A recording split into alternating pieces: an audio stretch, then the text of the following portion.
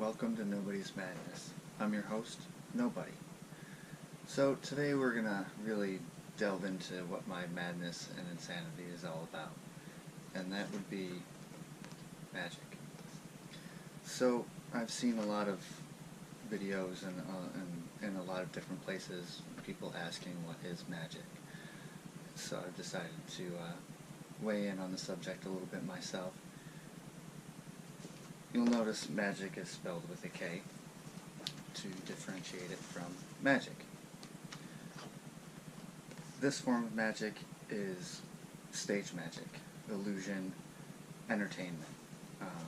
It can probably work in a practical manner, picking pockets, getting out of lockup, being arrested or something like that, but that's neither here nor there. So illusion, that's this magic.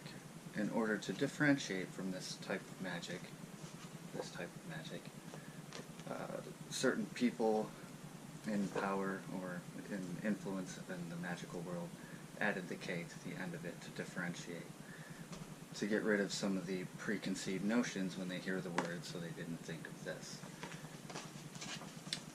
This is effective, but this now is starting to have preconceived notions. But let's get to that in a little bit. For now, to me, magic is the study of reality, the study of the entire universe. So it's very much like science. It's almost equivalent in my mind to science. The difference here is actually science is incorporated into magic. It is an aspect of magic. This probably seems a little odd to most people because when they think of magic, they think of something supernatural, otherworldly. In my studies and my practices and my explorations, I've found them to blend more often than not, and it seems that the more science explores and the more that they discover, to me it feels like the closer they get to the older, the ancient religions and the ancient spiritual practices and mysticism. For general purposes, I'm going to classify mysticism, which primarily consists of meditation, with magic, as opposed to two separate categories, because they overlap so much that they can easily be considered one and the same. Meditation helps magical ritual, and magical ritual can help with meditation. There's quite a bit of overlap. I'm not going to go into that at this point in time. Now, science is the study of the physical universe, plain and simple. That's science. They look at concrete evidence, the physical world, things that they can touch, or so they claim. I think they've deviated from that to a great extent, but we'll get into that a little bit more later too. Science, to me, is magic. But magic goes farther than science when it comes to the exploration of the universe. But when you're asked what is magic, it's about as easy to explain as what is science. There's a lot of different levels of science. There's a lot of different aspects. There's many different specialties within science. So it becomes very complicated to explain exactly what science is other than the study of the physical world, where magic is the study of the entire universe, all-encompassing reality, everything that can be experienced. Whether it's this dimension or another dimension, the goal of magic is to explore and understand it. I usually like to add that magic is a process of evolution, because through understanding we grow, we change, we evolve. It's kind of incorporated with the idea that it is the study of all of reality, because this is going to expand our minds, expand our being, and give us greater understanding of the universe. And this usually affects how one behaves, how one thinks, how one perceives. And even in the scientific community that's strictly focused on physical reality, with the minor exception of psychology, it can still change the way that we perceive and feel things. The physical study of the universe has greatly changed the outlook of humanity. It has evolved us. So what are the differences other than the totality? I mean, what really separates a magician from a scientist? I believe a magician needs to be a scientist, but a scientist doesn't need to be a magician. Now, that seems a little strange too. Again, most people think of magic as being supernatural and not following the rules of physics or science or, the laws of physical reality. And hopefully over time I can show that it's much more blended than that. But the key difference between a magician, a practitioner of magic, a magus, a magi, I don't have a term that I prefer. I haven't come up with one that I truly like yet, but we'll just go with magical practitioner. The difference in the viewpoint between a magic practitioner and somebody who studies science, a scientist, is the viewpoint of consciousness. It's the difference in what is perceived as thought and consciousness. And science is almost openly thrown in the towel when it comes to consciousness. They're still whittling away at it, but because they focus on physical reality, they can dismiss the consciousness, they can dismiss thought. It's immeasurable, you can't really measure thought. You can measure brain activity, but you can't measure the images that somebody holds in their mind. You can't actually weigh that. It's difficult to weigh an emotion, and these are the things that have been focused on by psychology. Psychology has kind of changed direction over the last 20 or 30 years quite dramatically. It's changed from focus on the mind to focus on the brain. And this brings us closer to the dividing line between the scientist and the magician. The scientist focuses on the brain, where the magical practitioner looks at the mind and the body not necessarily separately, but as we separate them out, as most people do, we separate the mind from the body as two distinct areas of study. The magical practitioner gives as much weight to the mind as it does to the physical reality. I think most people would agree that this is a little bit different than how science views it. And as I said, psychology has shifted from the mind to the brain, and it's all shifting towards a mechanical reality. And it's not to say that mechanical reality doesn't exist, but it takes away the value of the mind. This takes away the value of imagination and creativity, and it does tend to downplay the mind, and it seems, we'll get into that a little bit later too. It's difficult to give an explanation of how this affects our perceptions of reality and how it can affect our notions of free will, why we choose to do something, or do we even choose to do something, but that's a whole different rabbit hole. So with the magical practitioner, a great deal of emphasis is put on the mind and the mind's connection to physical reality and its influence on physical reality. And this is where we get the idea of supernatural. Because of the understanding of this connection of mind and matter, the magical practitioner can often appear, or people, even non-magical practitioners, but people who have perfected a magical art without knowing it, can do things that seem supernatural. And a good example of this is a sports player, somebody who is so devoted to their sport, whether it's martial arts or baseball or basketball, somebody who is above and beyond, superior to the rest of their competitors. These people seem to do physical things that are beyond what we perceive possible up until that point. This is perfecting an art, and this is a part of magic. It is understanding something. It is delving into all possibilities within whatever sphere you're working on, whether it's scientific, or whether it's a physical act, or whether it's organizational skills or teaching. The magician or the magical practitioner will go above and beyond what was previously done. And this is evolution, this is change, this is growth. So back to the mind over matter and the fact that a true magician, whether they actually practice magic ritual or whether they or not, a true magician in their field is considered generally a genius. Tesla, Einstein, these two scientists were also magicians because they pushed the boundaries of what was understood. They delved deeper than anybody else, and they were able to achieve things that nobody else understood at the time.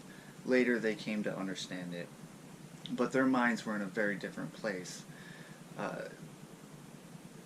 As science has been moving forward, they've been realizing or revealing or coming to understand that the old ideas of spirit being permeating everything is synonymous with the idea of energy permeating everything.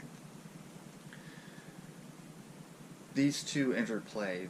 I find that the words are very synonymous with each other. Spirit and energy both are related to life, and life is inevitably connected to mind and consciousness, otherwise who would be aware that they were alive?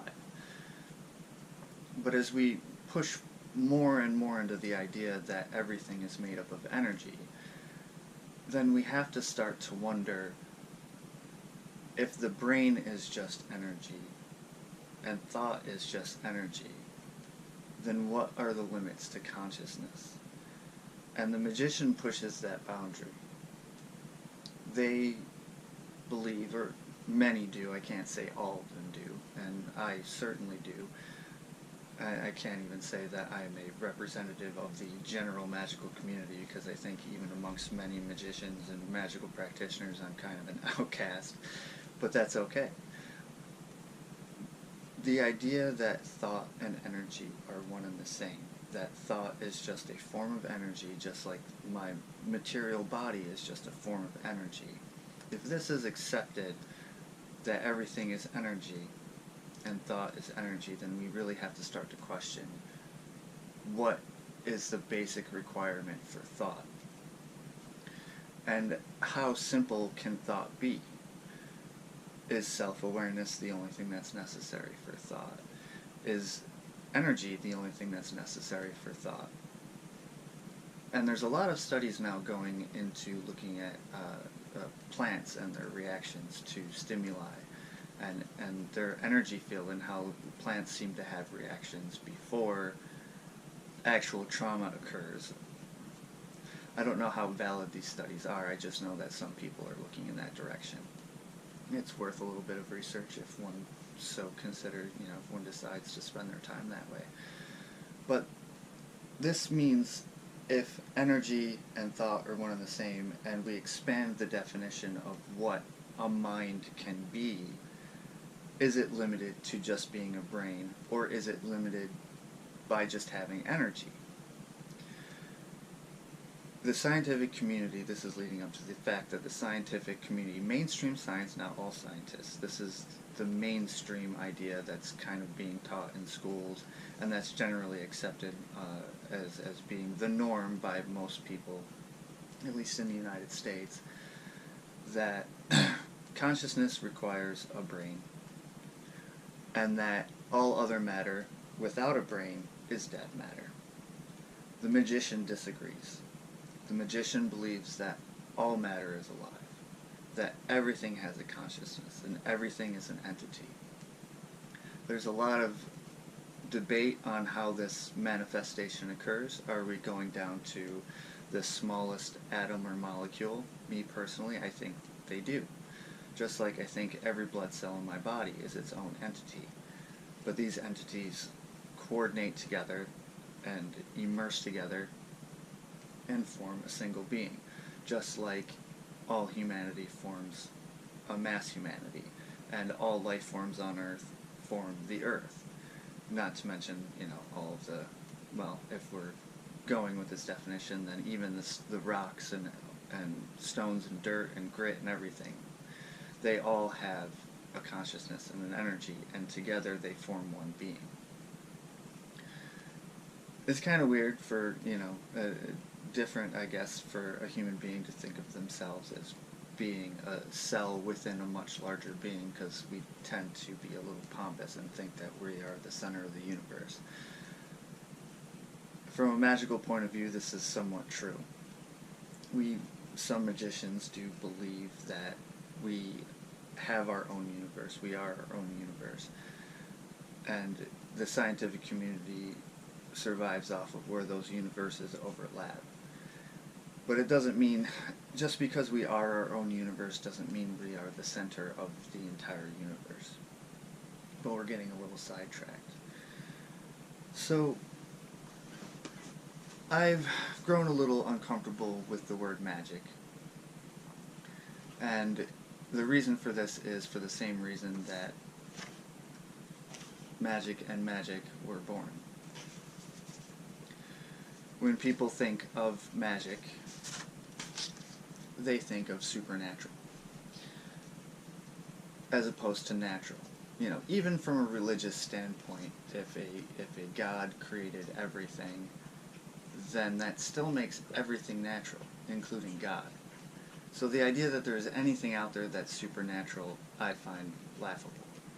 I just don't like the idea. I believe that everything is natural, whether it occurs in hyperspace or the astral plane or physical reality, whether we can explain it or not, whether it would be considered, supernatural or not, it's still a natural phenomenon. I don't believe that there is anything that is unnatural. But when you use the word magic, or even magic, you think of supernatural.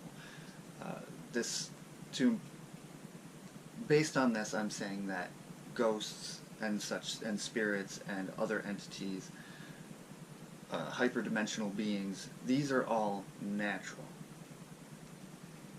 Some people believe in magic and not spirits and not ghosts. Some people believe in all of it.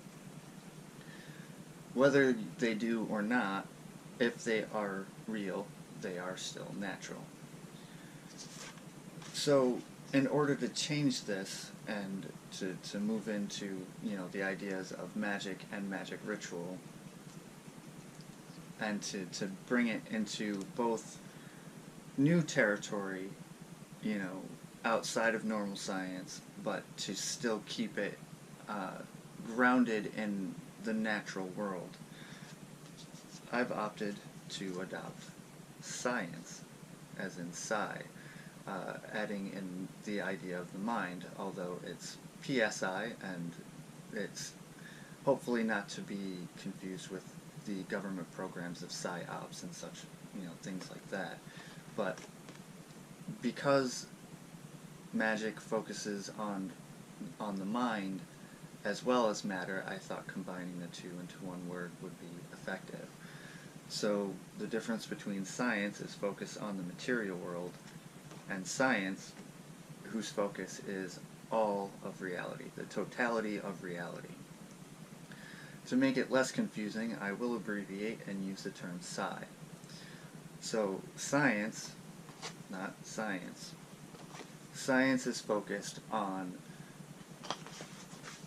studying and influencing and understanding all of reality. Now, science is greatly what I call experiential science. Science relies on repeatable, verifiable fact, experience, testing, retesting. This is useful. I'm not dismissing the value of science, not even slightly. It's extremely important and extremely effective at what it does, which is a limited sphere relating specifically to physical reality. Its mission has been to be objective, and over the course of its history, it's beginning to find out now that objective reality may not exist, And so its aim of objective observation and testing is going to become obsolete if the line that they're following now is true. If objective reality is true, science is if objective reality becomes impossible and not something that is real, then science is obsolete. If objective reality maintains its validity, then it's going to hold on a little bit longer. But with the strangeness of quantum mechanics and quantum physics, objectivity is starting to become an impossibility because the observer affects the experiment. Therefore, if the observer is a part of the experiment, no matter how hard you try to separate the observer from the experiment, objective reality becomes impossible. But the goal of science is objectivity, to be able to stay back and watch the experiment and repeat it over and over and over again. And it's a noble goal, and it's quite effective in what we call the material world, where things can be easily controlled. Like this room, I can easily control the heat in the room that I'm in right now. I can control the light.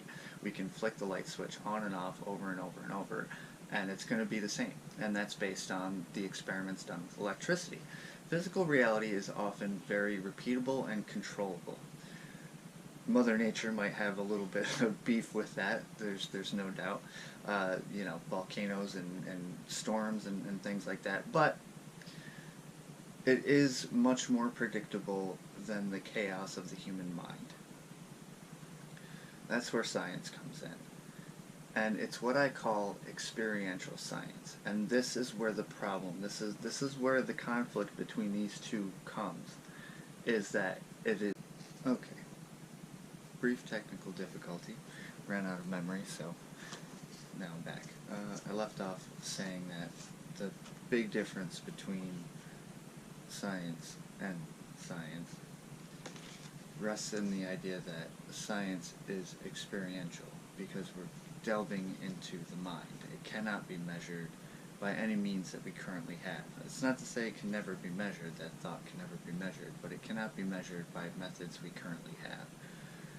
So in order to understand the mind, it has to be experienced. This is what I call an experiential science. And unlike the physical world, as I was saying before, that can be easily manipulated, the mind, manipulated and measured and controlled, the mind is a chaotic mess in most people. People spend their lives working on meditation and disciplinary practices in order to control the mind, which is a constant run-on sentence, basically. Things pop up that we don't want to think about, and things that we want to think about we can't draw from our minds when we want to, and it's because we are untamed. We allow our minds to run chaotically. It's difficult to control, but when it comes to experiential science, we're using methods to explore and explain phenomena that can't otherwise be measured, but they can be experienced, and experiences to some extent can be shared. By this, I don't mean directly shared, although we try to. I'm trying to directly share my personal experience with everybody else. However, certain systems have been developed that allow people to achieve the same state. This is essentially what science or magic ritual is. They're methods to achieve a specific end that can be repeated, but they must be experienced. That's very important to understand. The mind is also the mental plane, I guess is the best way to call it, the best term to use. And you'll see me frequently struggle with terms because understanding is difficult enough with your own experience, and communicating that experience is difficult, and it becomes more difficult when terms are not specifically defined. Hence, science over magic over science. we have to be speaking the same language. And most people, even though they speak the same language, aren't actually speaking the same language. The words have drastically different meanings between people. So pardon me if I seem to be stating the obvious as I define words or use specific terms. It's all done to make sure that what I'm trying to convey is more properly understood. And this requires stretching your personal definitions or your personal ideas. And that's a natural part of growth, but sidetracked. So, science is based on experience. The tricky part is that these experiences cannot be achieved without a certain amount of practice and discipline and training. So, one person can sit here. Let's take something that's generally considered a supernatural phenomenon. Let's go with out-of-body experience. One person may be able to sit here and within 5 minutes project themselves out of their body onto a different plane of existence, which is not supernatural in my definition here. It would be a naturally occurring, overlapping, interpenetrating form of reality that we are not normally aware of. But one person could sit here for 5 minutes and astrally project themselves, go out, do some things, come back, and then relay that. Modern science, allegedly, because I find it actually somewhat doubtful, but allegedly modern science cannot measure or verify that that is possible. So of course you'll get a scientist saying, sure, I will sit here and I will try to project for 5 minutes and nothing happens. That's like putting a baseball bat in the hands of somebody who's unfamiliar with sports in general. You know, maybe they've been living under a rock or in a cave or something. You know, you go and find them in this cave and you bring them out and you put a baseball bat in their hand and you say, hit the ball. And they're like, huh? And they throw the ball and they swing and they're like, I don't get this at all. It's pretty much the same thing. No training. Let's say you expect the person to hit a home run. Maybe they will the first time, you know, beginner's luck, but most likely they're not going to be able to hit a home run the first time they have a bat in their hands. It requires training. It requires exercise. It requires discipline. It's not something, just because everybody can have a thought doesn't mean that everybody can exercise the full extent of the mind. So hypnosis is a technique that has been used to induce projection in people that have never done it before. But that's hit or miss too. You know, the hypnosis may or may not work. So the point of it is, when you're getting into ritual, it's not what people think where you say a few magic words and stuff happens. It's not about the words. It's about your energy. Your entire being focused to a point. And this is a big part of the martial arts world. It's something that a lot of martial artists will understand. And it's called Chi or Ki in the martial arts world. We use it all the time. It's not just for punching through things. It's not just, it's for vitality. It's for everything that we do. It's called a life force for a reason. Sorry. So, how can you expect somebody to verify the ability to do these things when they're not willing to put forth the effort to gain the ability or to hone the ability to do it? And if they can't hone the ability to do it, they're never going to experience it, and therefore they will never be able to verify it. However, there is a plethora, albeit it's tricky because there are a lot of charlatans out there, and charlatans have ruined this for the vast amount of humanity, because it is tricky. It can be hard to spot a charlatan, somebody who is pretending to do something. Somebody's pretending to read tarot cards and bilk you of your money. Usually once money is involved, and one of the reasons probably why true practitioners try not to have money exchanges is to eradicate the idea of charlatans. Charlatans are usually going to try to gouge you and such. This is true of spiritual leaders who do the same thing, you know, and it could also be to some extent true of the scientific community. There's a big debate over the validity of medical technology at this point in time, especially pharmaceuticals, and the reliance on pharmaceuticals for human health. Any commercial that has come out recently that talks about a new medicine and then it goes into the side effects is a good example of this. There's a lot of debate there. So science can be just as much of a charlatan as the religious person. It's all over the place. It's deception.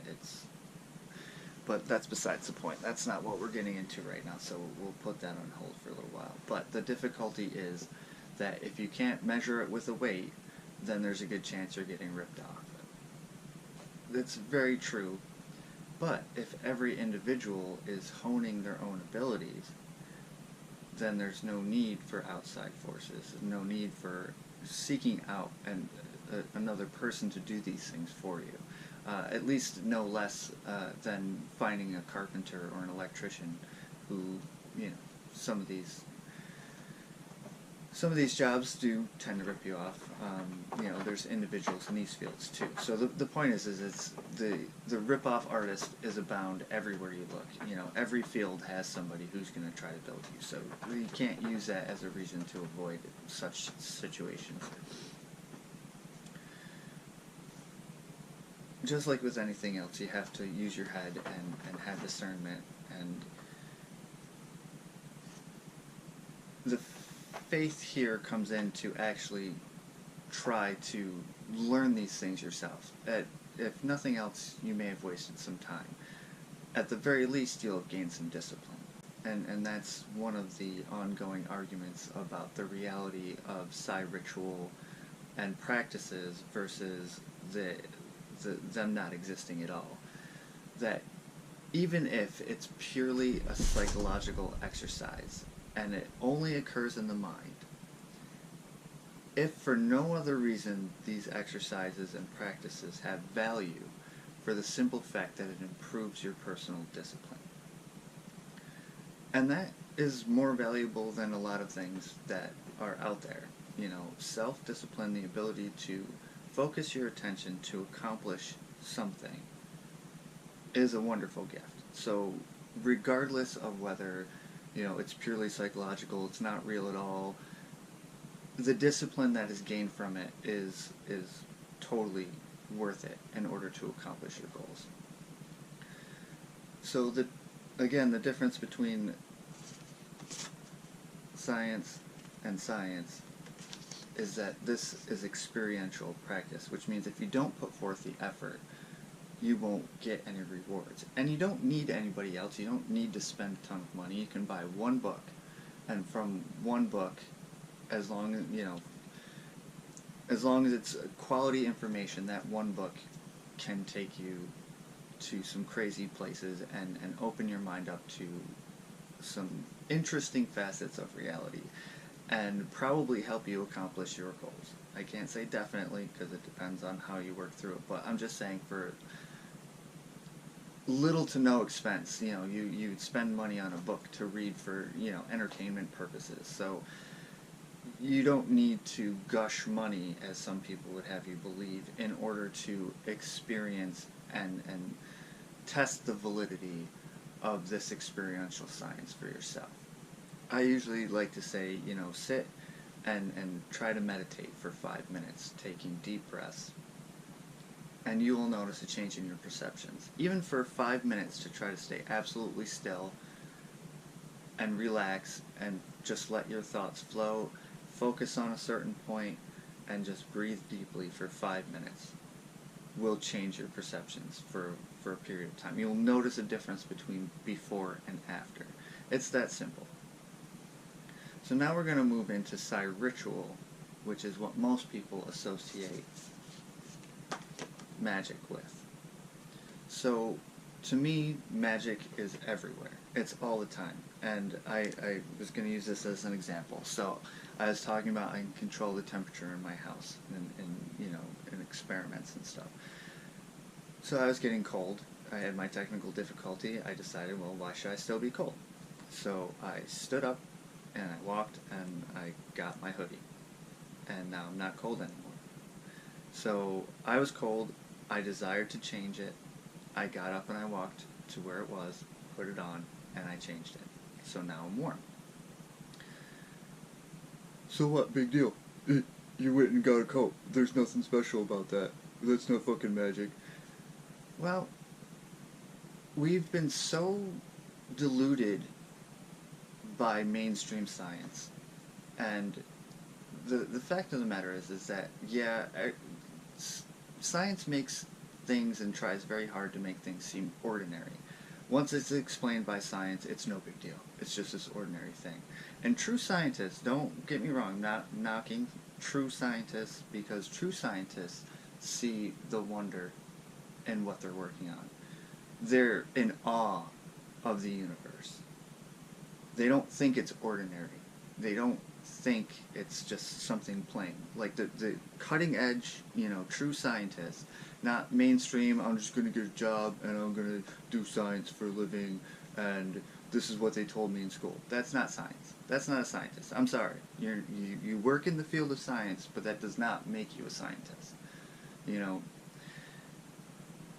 The mainstream thought of modern science is once it's explained, there's nothing special about it anymore. Yeah, I just got up, I went to the other room, and I got a coat. Seems stupid, right? But when you think of everything that goes into it, the things that we take for granted, the amount of energy that is thought, and the processing that's going through everything that happens, what is will? What is thought? Ask yourself that. What is this intangible thing that causes the rest of my body to move and function and do what I want it to do? What is that? What is that essence? And that's where people tend to fall off and space out or ignore or avoid. And science has been doing a great job of avoiding it, although there's been a lot of information coming out about it.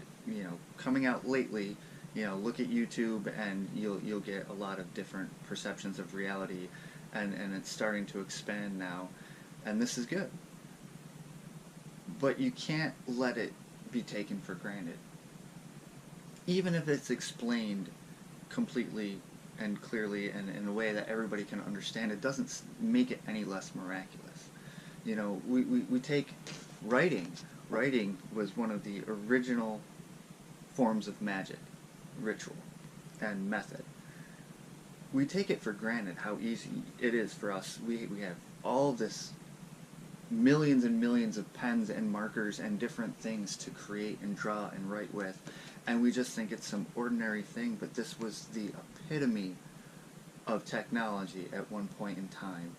The ability to communicate across long distances perfectly, and it used to be considered, drawing sound. And we do it with such ease now, and we take it for granted that so much information that we've captured in writing and type and digitally in light, like, we take for granted it's science, so it's just ordinary. No, it's not. It's science. It's amazing. And I'm talking this science. This science is amazing and spectacular and wondrous and awe-inspiring. We just, whatever, I have my remote control, I'm going to change TV. No. If you think about what goes into that, the light waves, the sensors, the electronics, and what I like to call technology is practical magic, because you had one magician, one magic practitioner, whether they used ritual or not, they were manipulating reality. They were understanding it and harnessing it and manipulating and changing things. You know, you take a remote control and you think of the metal and the plastic and the chemicals in the batteries and everything that was harnessed and manipulated into making this piece of equipment that we just take for granted. Why? Because all we have to do is hit the buttons. We don't have to make it, we don't have to understand it. That's practical magic. It's practical. It's something that once it is created, anybody can use. So all of our technology, all of these things that we use around us that we don't understand, most of us don't understand in the slightest, are the product of practical magic. Because they're practical, they allow us to work, they are tools that we use in order to function and do our jobs and do the amazing things that we all take for granted every day. You know, like constructing skyscrapers. That's impressive. You know, like how... And it's no less impressive that we are a conglomeration of materials, chemicals, and minerals, and elements that are held together and that are controlled and have a will and have direction and possibility. And this is the difference between science, ordinary, humdrum, blah blah blah, and science, which is amazing and wondrous and screams of experience. So, yes, I went and just got a coat, but I willed it to happen. And somebody created this for me. And I used energy to earn money, which is just a symbol. A symbol for the energy that I spent in service to humanity. And so in return for that energy I spent, I have a symbol, which is money, which allows me to trade my energy for the energy of somebody else. This is magic. This is science. Science. The understanding of the energy and the exchange and interaction of energy throughout the universe. It sees, Psi to some extent sees everything as the same. It's energy. It's just different forms of energy. And it doesn't matter if it's material, it doesn't matter if it's emotional, it doesn't matter if it's spiritual. It's all energy. And it's observing the exchange of energy. And science has been extremely helpful in explaining a lot of energy and how pressure and physical things work. And it plays over into science because the rules are not necessarily different. Energy is still exchanged, it's changed, it's transformed. So there's practical magic, which resides mostly here. And then there's other magic, which is here, although this is absorbed into this. Because science is a part of Psi. It's just one section of it. It's a subsection of it. Magic ritual is the manipulation of magic. It is the focus of magic, or Psi. Psi ritual is the technique of focusing your intention to achieve a goal. It uses every possibility at our disposal in order to do that. And there's subcategories, but it all comes down to energy and understanding that energy and controlling that energy. And that is Psi. And ritual is the methodology of controlling and directing that Psi. Now, Psi ritual is the same as our morning routine. You get up, you brush your teeth, you wash your face, you do whatever you gotta do, you eat, you have a ritual every day. And that ritual is designed to make you more efficient at achieving your goal, which is to get to work and to be presentable so that you can earn money, so that you can get the things that you want. This is all ritual. This is all methods of discipline in order to achieve a goal. When it comes to the more ill-defined rituals, and when you start looking at energy and you start looking at the more esoteric ideas of Psi and the ritual,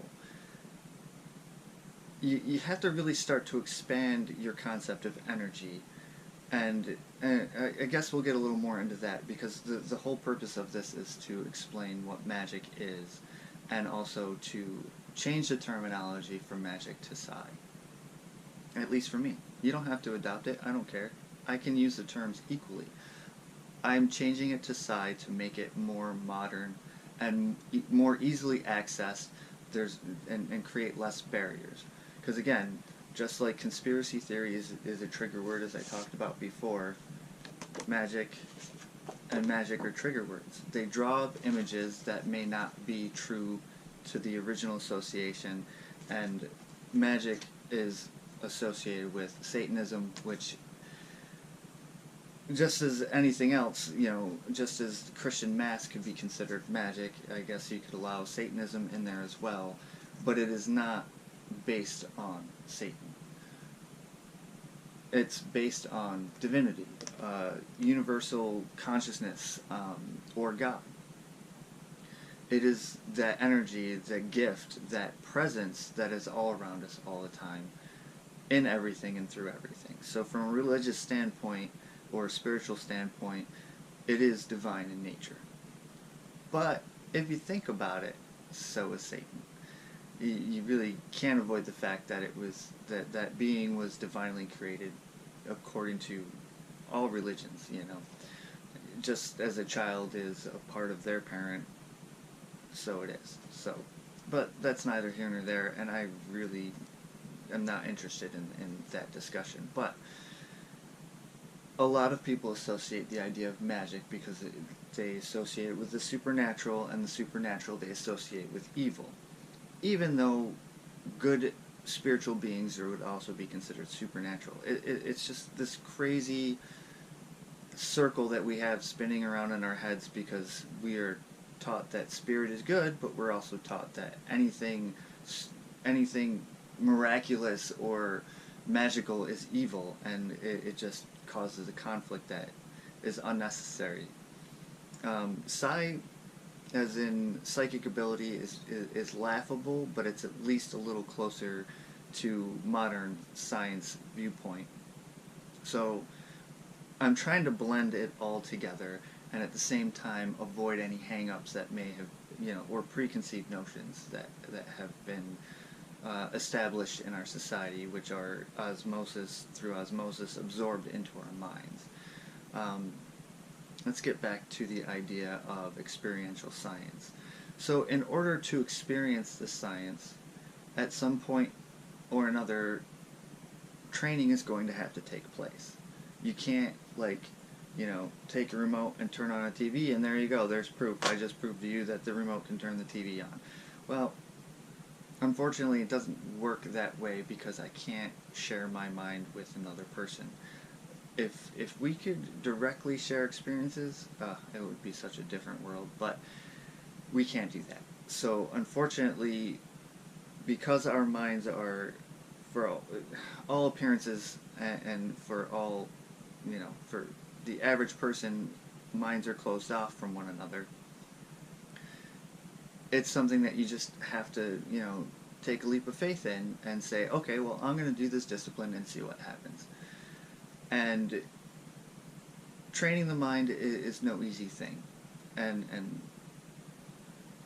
this is one of the difficulties in the burden of proof that magic is real, is that the average person isn't going to be able to just do a Psi ritual and get a result.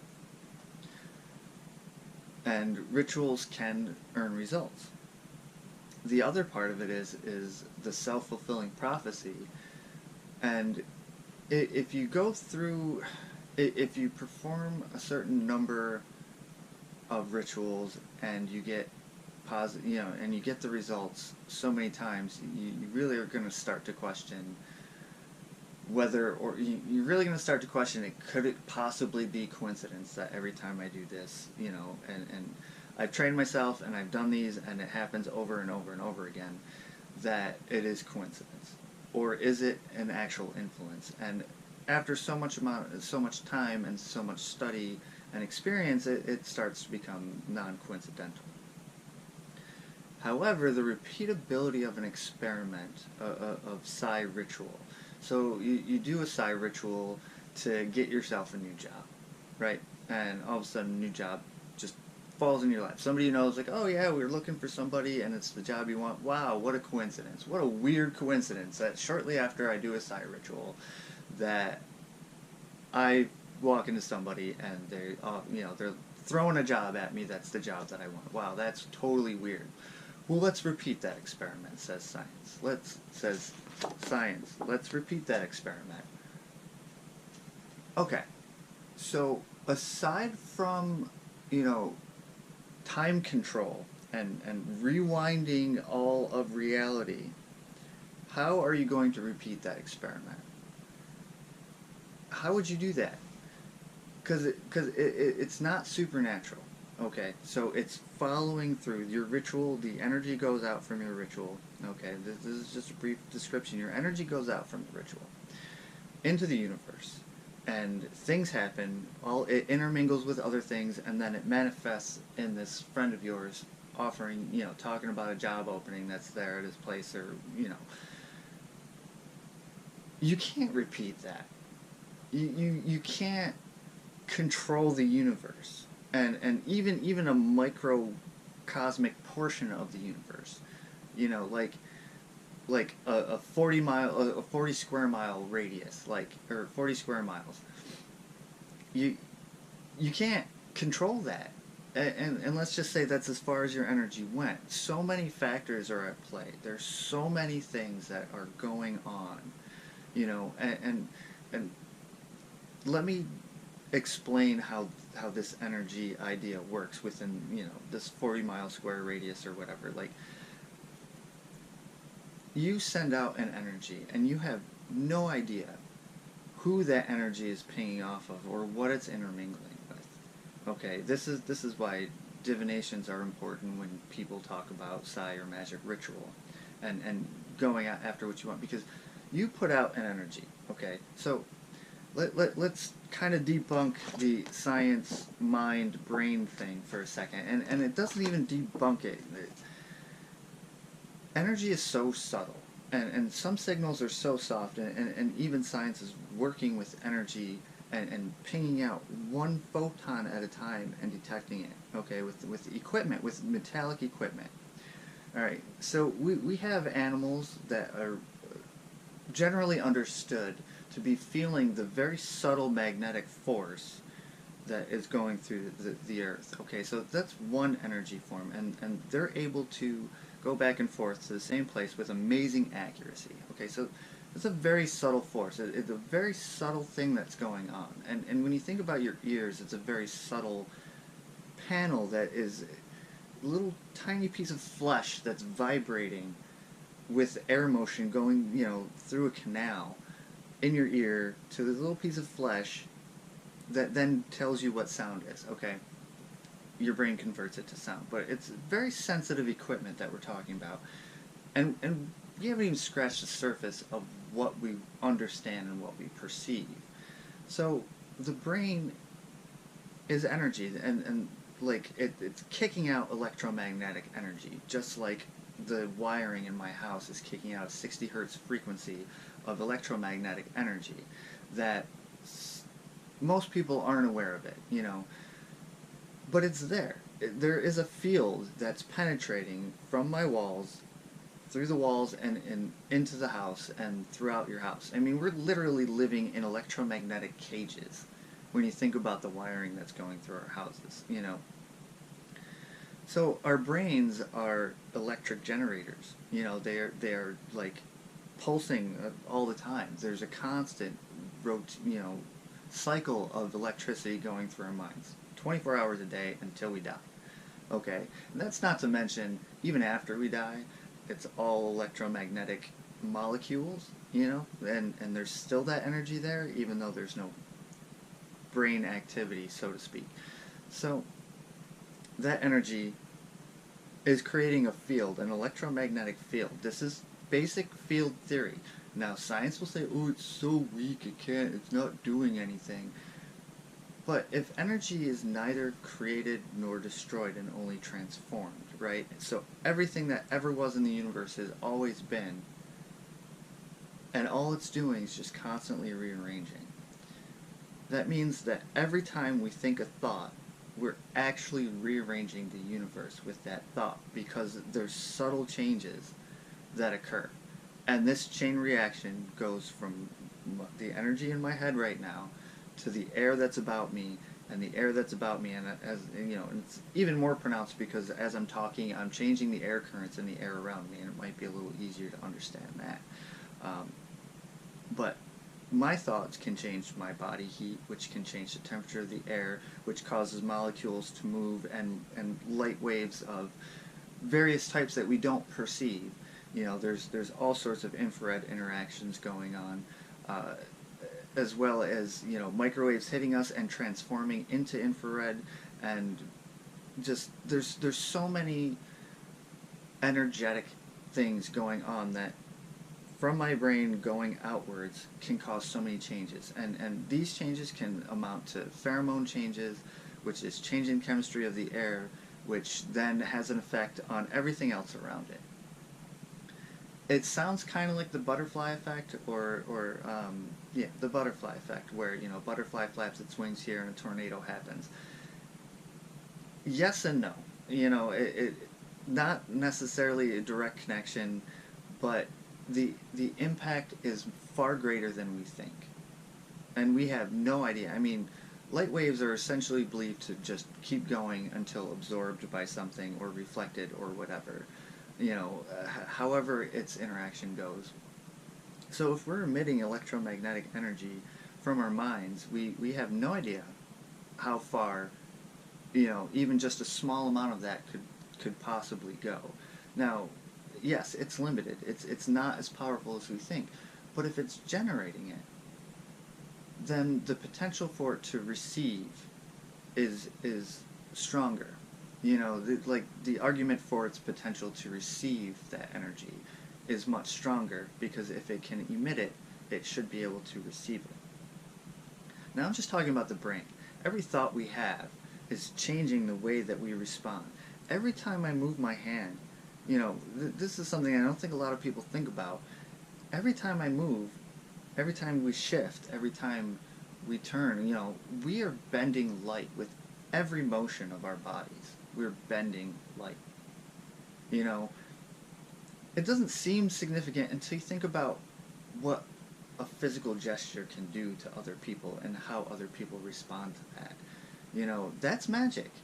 You know, giving the finger, you know, the peace sign, okay, those are all conveying a great deal of information. And that information, granted, we all have to kind of agree on it in order for it to have an impact. But that information is being portrayed, and that has a powerful effect. Our physical stance, crossing your arms, gritting your teeth, all of that has a profound effect on the environment. Now, have you ever felt an angry person enter the room without looking at them? Not everybody feels that. I've had multiple circumstances where somebody walked into a room and I immediately knew they were angry because I could feel the energy radiating off of them.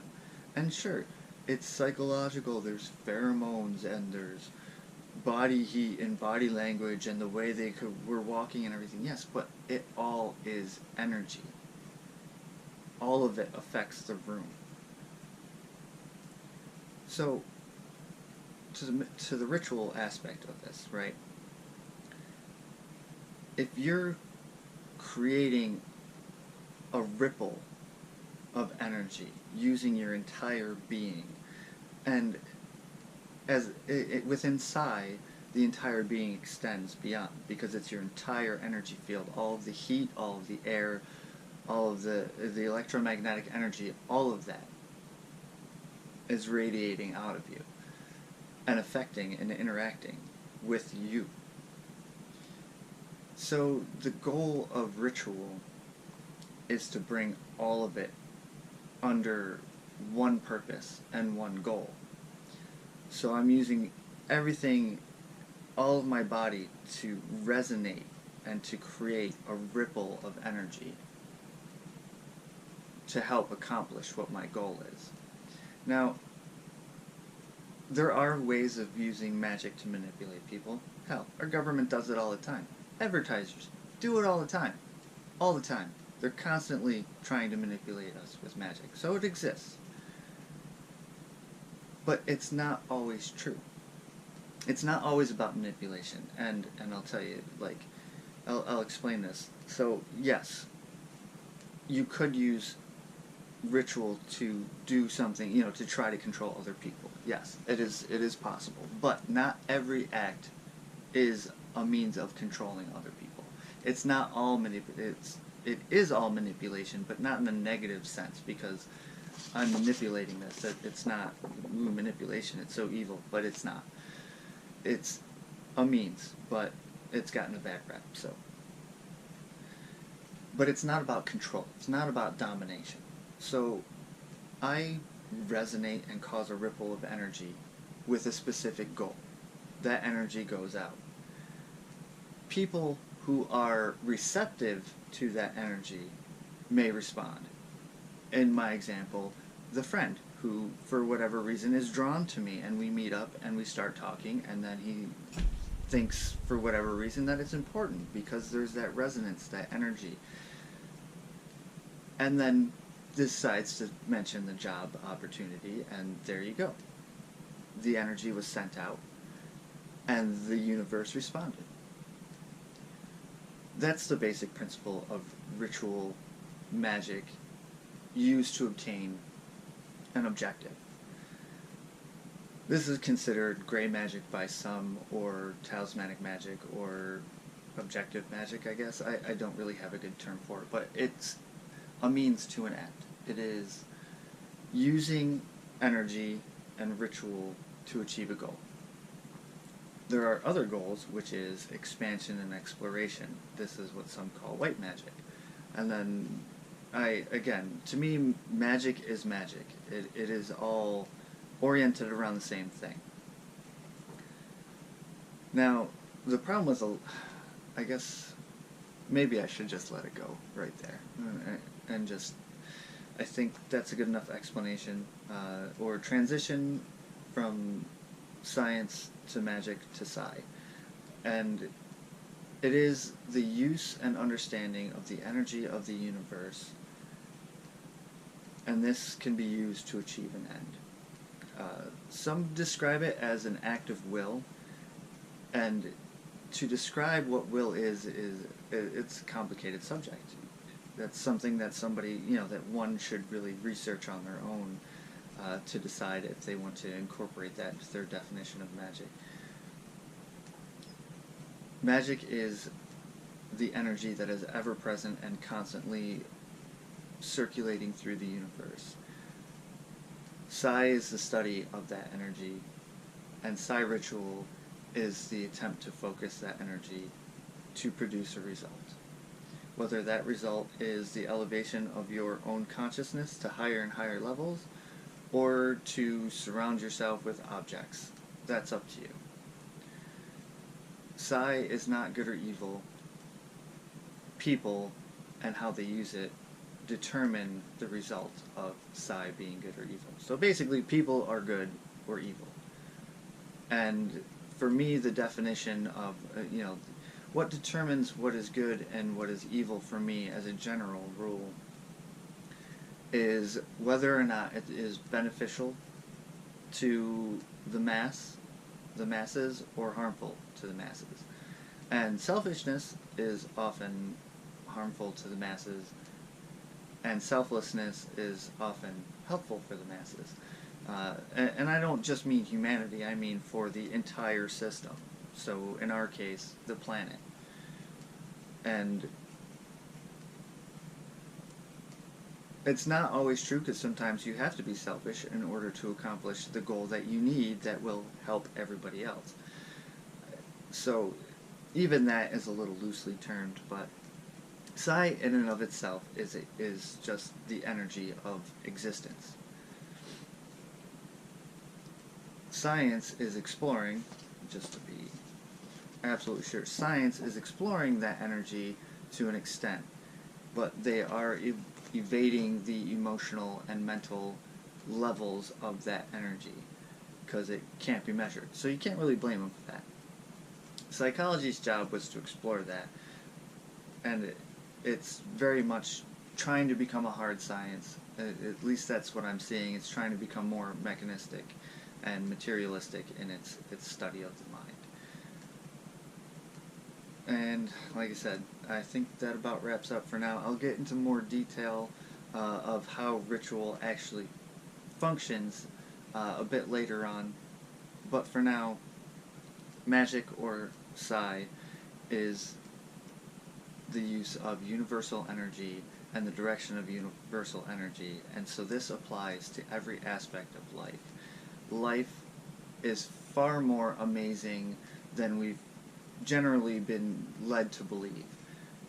It's been dulled, and the practitioners of psi and magic are trying to see the wonder in the universe and not downplay just because something is understood, it is no longer amazing.